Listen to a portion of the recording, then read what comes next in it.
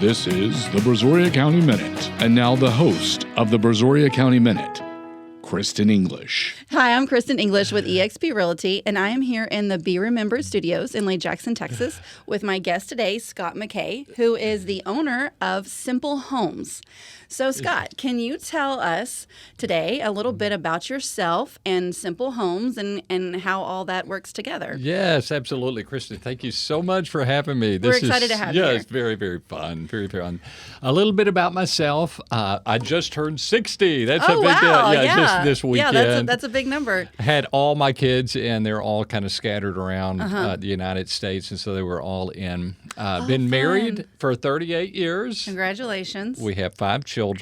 Congratulations. That's very good. That's a house full. And 4 grandchildren. And my oldest daughter just had her first child just a few months ago. It's a great story. We're very, very excited for all of our grandkids, but especially having little Evie around us now. So. I have lived in Lake Jackson since 1994. I came from the Fort Worth area. Okay. Was a pastor up there, graduated from Southwestern Baptist Theological Seminary, and pastored my first church there for 6 years. And then in 94, we moved down here and pastored Willow Church, formerly Willow Drive Baptist Church, until 2021. Okay. And then after 2021, about May of 2021, I was deployed. One of the things I did concurrently while I pastored was I am a military chaplain with the Texas Air National Guard. Okay. And so in 2021, saw that transition was going to be taking place, the deployment, and there were just some other things that were going on that I'll talk about here in just a minute. Okay. And decided it was time for us to move out of the pastorate, kind of segue more into military chaplaincy, but then move full-time into Simple Homes. And so that's essentially kind of what we're doing right now. Still doing dual hatting it, being a military chaplain, but also with the business Simple Homes. Okay, so you got your plate full with kids and grandkids and chaplain and the homes. So tell me, how was the idea of Simple Homes born? Well, it's a kind of a long story. I won't go into the long version of it, but just to give you the short version. In 2005, I was preaching a series of messages on God's heart for the poor. Okay. And something just shifted very deeply inside of me. I've always ministered to the poor in a lot of different ways. But in 2005, it was like, okay, let's deal with some systemic issues that really, if you change those, you can possibly move people out of that status. And so we started River of Hope, myself and Greg Pickering, along with about a dozen other churches in about 2005. That was one of the initiatives that came out of that. And River of Hope helps people become more financially secure when they're facing kind of or have gone through a crisis, financial crisis. Okay. And then alongside that, I was working with the Brazoria County HUD along with United Way, Stephanie Cohn at United Way. And we had started what was called a CHODO, which stands for Community Housing Development Organization. Okay. And it was about that time, it was about 2006. So from 2006 to 2008, we were trying to get this organization off the ground, similar to Habitat, but it could receive funding from the government to build homes. And we'd actually kind of began receiving some funds. It looked like we're going to move ahead. 2008 hit. And as a realtor, you know what that was like. Right. And so everything fell apart at that point. We just had to stop the organization. That can be frustrating, disappointing, well, after all that work. Yeah, and the passion was still there. I know, right? It was like, what do you do with it? Immediate stop. It was like we're going 70 miles an hour, and within a few feet we stopped, and all that forward momentum stopped, but the passion never stopped. Yeah. And so when it looked like that this deployment was going to be happening about 2020 or mid-20. So that was like, 12 years later? Yeah, 12 years later. Yeah. I decided, okay, this is a good hinge point for me to take the deployment, the passion, plus other things. Everything was just kind of lining up. So that's what we did. All right. Mm-hmm. Yeah. Yeah, so that kind of is your why then, right? Yep. So you've developed the Simple Homes, and tell me about Simple Homes. Well, let me give just a little bit more why. I think it's important. Of course, people know I was a pastor and I'm a chaplain. I've got a real deep spiritual well. But Isaiah 58 is huge in my life. Isaiah 58, if you read that passage, God says, you know what true fasting is? I mean, if you want to draw close to me, He says it's not about giving this up and that up, which is fine. But the big thing about drawing close to God, he says you take care of the poor. Mm-hmm. You reach out to those that need help. And he says, and you restore the broken cities. Yeah, that's beautiful. Oh, man, yes. See, here's the thing about God's heart. He's a father. He's a father. And you think all the Bible, to me, can be summarized in one sentence, and it's about a family living in harmonious love together. That's what Genesis 1 and 2 is about. That's what the Revelation 21 through 22 is about. That's what it's going to be for all eternity. And all that messy middle is just God's trying to get the family together, trying to get the family together.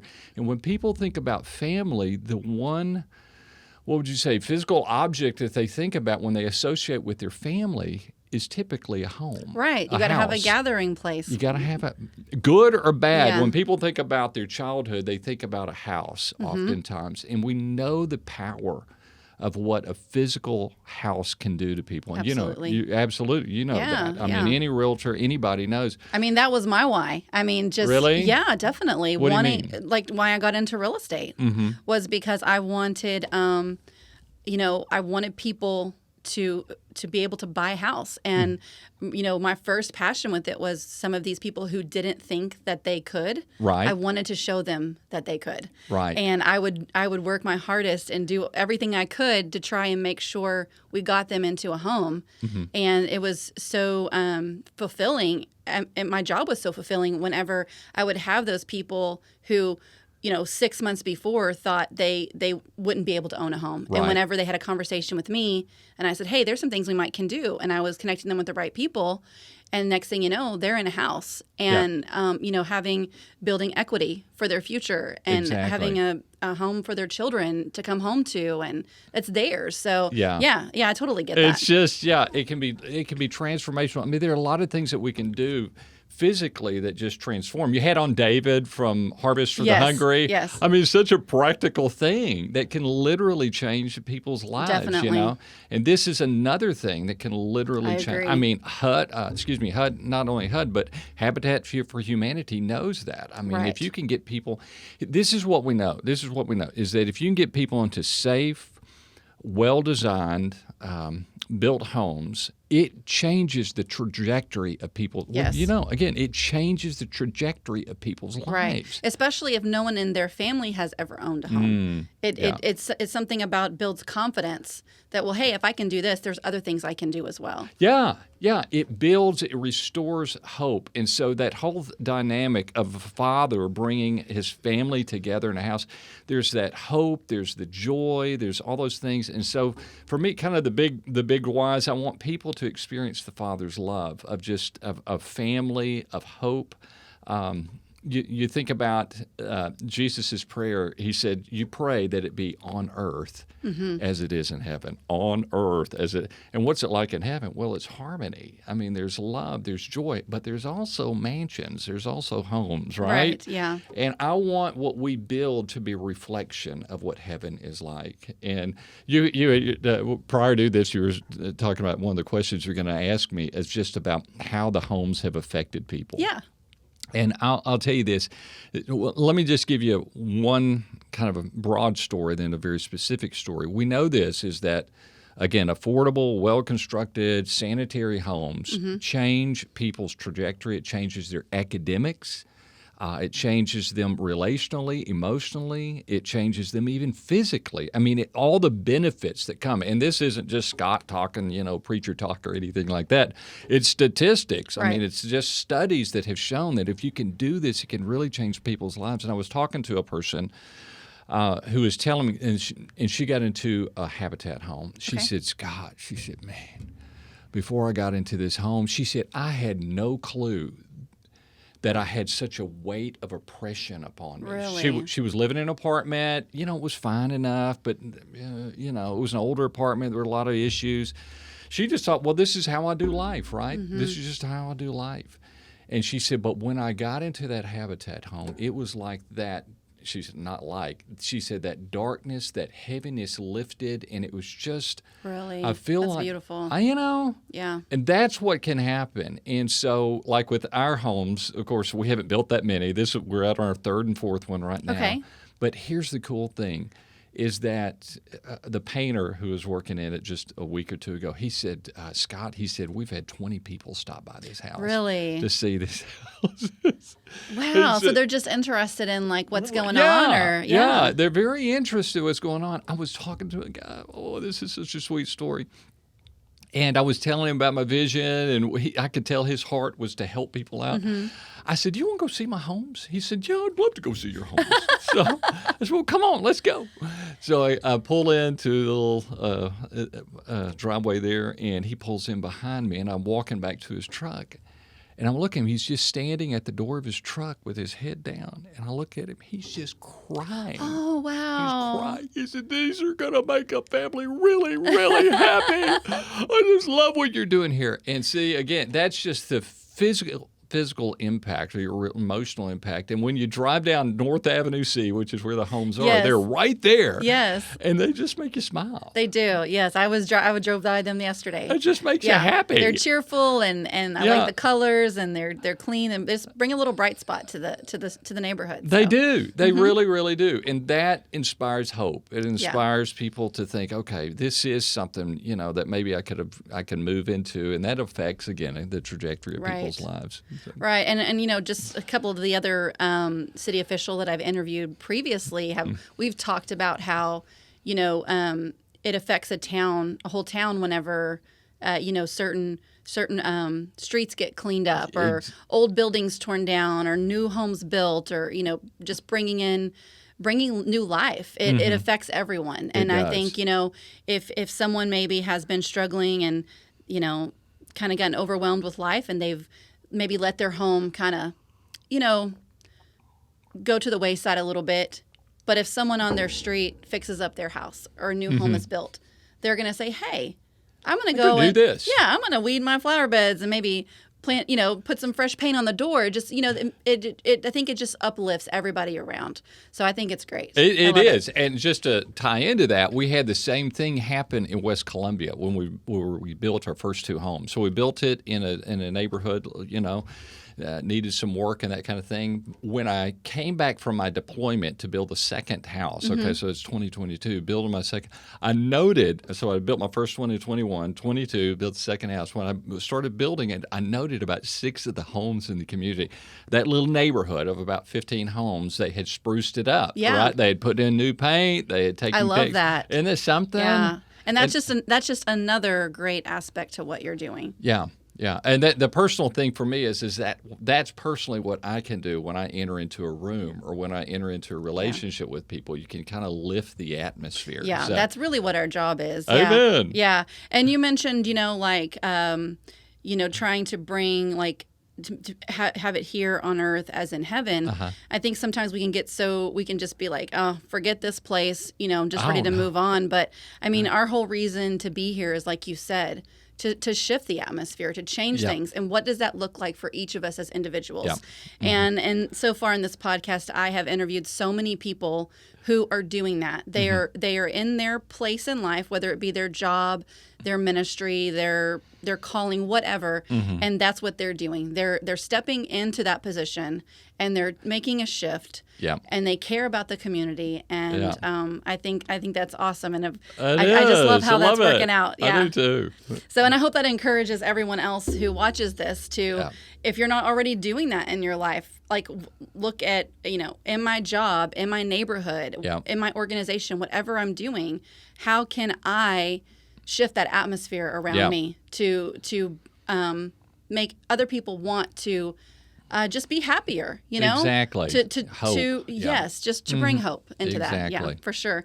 So good. How would you like to maybe see Simple Homes expand in the future? Like, what are your thoughts and dreams for the future? Okay, I'll get very practical or very specific and then very broad. Specifically, we really want to transform the feel of a neighborhood. Okay. And this is what we want to build in the neighborhoods that need a little more help. Okay. I'm really not terribly interested in going to the newer neighborhoods. I want to go into an older neighborhood. There's a couple of reasons for that. One is because if you've ever been into an older neighborhood, that may need a little care or whatever. One of the things that you'll note, especially when it's cooler, is that people are outside. Yes. Okay. And there's more of a sense of community in the sense I know my neighbors. I don't just know kind of a little about them, but I'm interacting with my neighbors. Right. They're looking out for each other. They're looking out for each other. And, exactly. And so one of the characteristics of our homes that we're doing is that we want to build a front porch and not just kind of a entryway, but an actual living space where you can be out on the front porch. Have a porch swing or exactly, table and chairs or something. And interact with the neighbors. Yes, I love that. Or sit out on the porch. At least it's this, you're making it personal. I love that. And one of the things that's happening, and it's already happened, is that there's just all this distancing that's happening between people, and yes. we can go down the list of why that's occurring, but I don't want to. So what I want to do is try to re-knit a neighborhood. Okay. So that people are interacting. It is not so much garage-centric, as you know, how most are. You just go in the garage, shut it, don't really have any. Through the inside door of the garage. Yeah.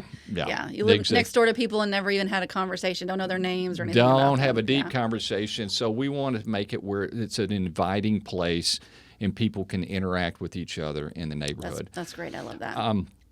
Kind of on a more, and this is, but we do want to have housing developments, and in time we will. But I want it to be a housing development where, again, it's very much community centric, where people are, because the way you design the roads and how you design the houses, people are interacting with each other.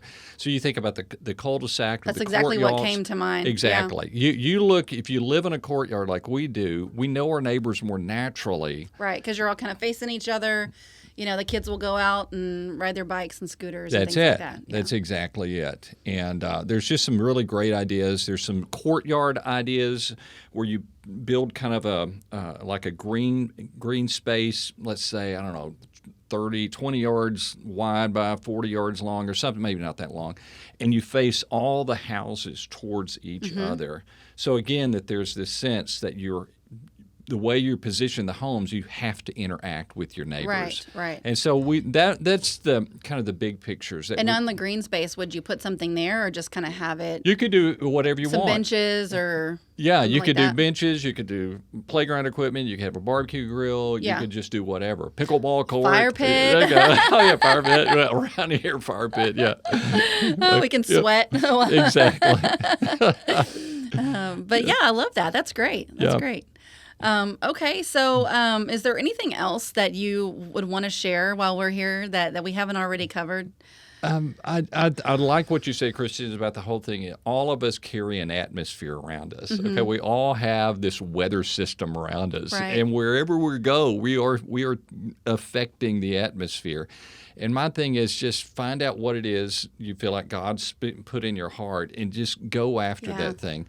I'm very excited. And also the open doors. Like what door has the open? I mean, sometimes we miss it. We're in a place and we don't even recognize the potential and power that we have in that space that we've been given. I agree. And I think as we begin to walk out and we're like, I just don't know. We don't necessarily need to know how. How's it all going to work? As you look at the Bible stories, they're all like, you look at these impossible stories. How's that going to happen? Begin walking in that direction and God begins opening doors. I want to tell you a really cool story, and I'm not sure how all this is going to play out in the future, but again, it's just about walking out a path and God opening up the doors. When I started back in 2005 through 6, 7, I began looking at who besides Habitat is doing this thing, really building affordable homes for low to moderate income families. And I found a group called Rural Studios out of the University of Auburn, or Auburn University, which are the two. They're in Alabama.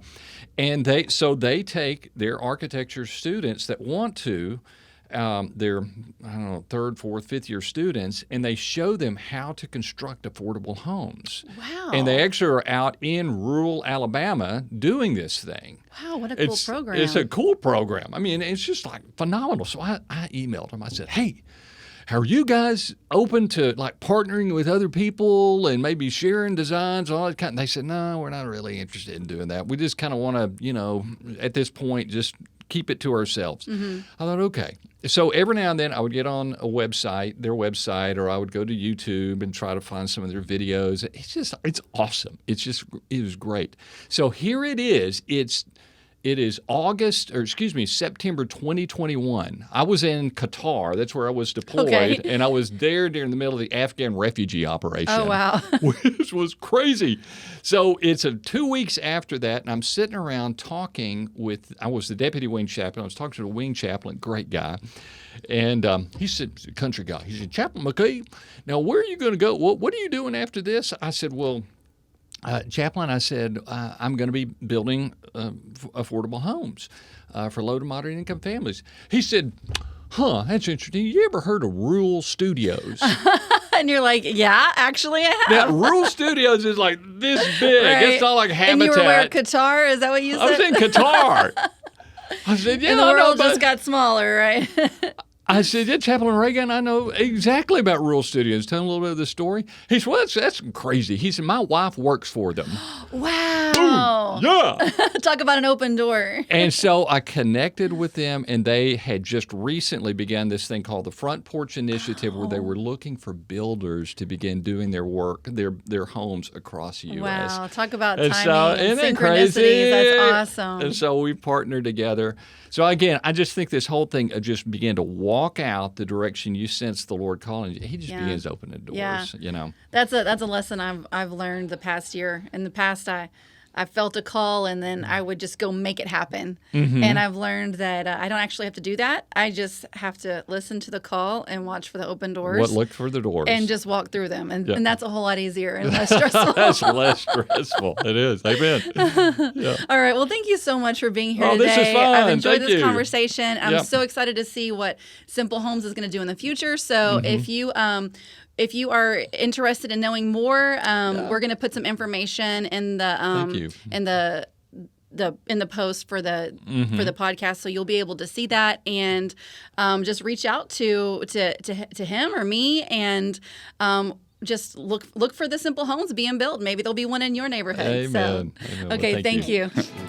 The Brazoria County Minute is brought to you by BeRemembered.us. Tell your story. Be remembered.